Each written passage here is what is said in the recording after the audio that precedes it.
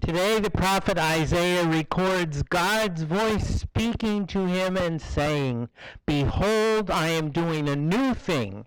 Do you not see it?" In today's world, thousands of years later, we have to ask ourselves the same question because it's very tempting in the midst of the changes and chances of life, in the midst of life's uncertainties, in the midst of disasters and wars and rumors of wars and COVID virus and political infighting. It's difficult to hear those words and even more to believe them enough to open our eyes of faith and see that they are true. God speaks today. Behold, I am doing a new thing. Do you not see it? We're often captive to the past. We have a hard time letting go of what is past. We're very often much more comfortable with that's the way we always did it, or much more comfortable with I always did it that way. Or reminds me of a story. Years ago, at a family reunion, there was a husband and his wife and the wife's mother and the wife's mother's mother.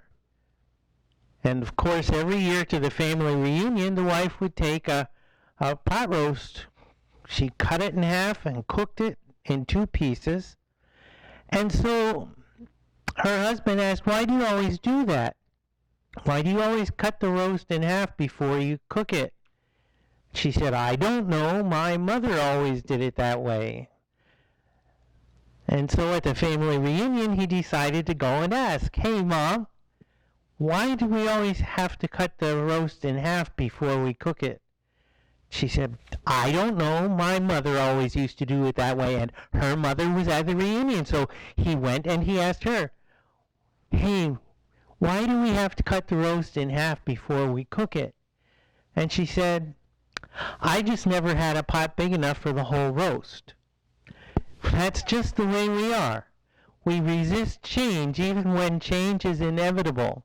And our world is changing at a very, very fast pace. Keeping up with change is not easy. Keeping up with change is not always fun.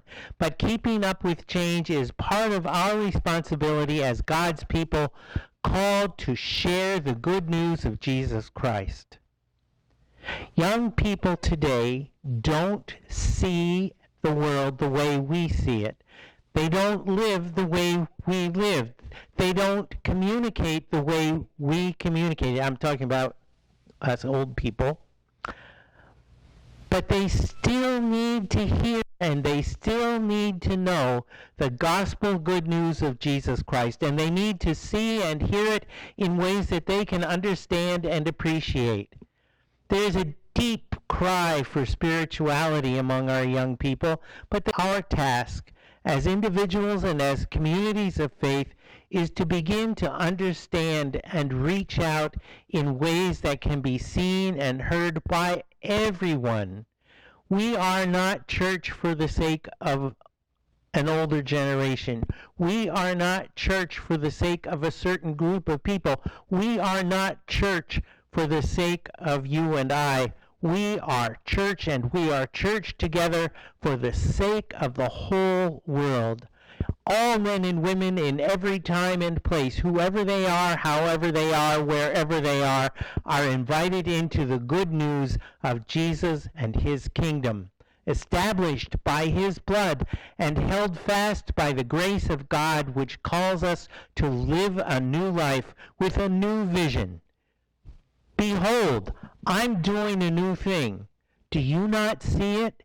If you don't, let's make some efforts today and tomorrow and the next to open our eyes and ears to a brave new world and a rock-solid, steady, old gospel message.